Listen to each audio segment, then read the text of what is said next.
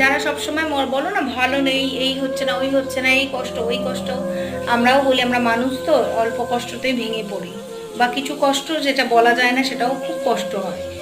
কিন্তু কষ্ট কাকে বলে সেটা জানতে গেলে যারা এই বন্যার কবলিত এলাকার মধ্যে খেতে পাচ্ছে না, ভালো করে থাকতে পারছে না, রাত্রে যে বৃষ্টি হচ্ছে আজকে, সেখানেও জল বাড়লে কোথায় যাবে আবার, সেই চিন্তাটা তাদের রাতের পর রাত ঘুম নেই, তাদের না জিজ্ঞেস করতে হবে কষ্ট কি, জানো তো? আমরা বোধহয় সব কিছু পেয়ে গেছি বলেই না সবসময় কষ্ট কষ্ট করে একটা মানে অভ্যাস হয়ে গেছে যে কষ্ট।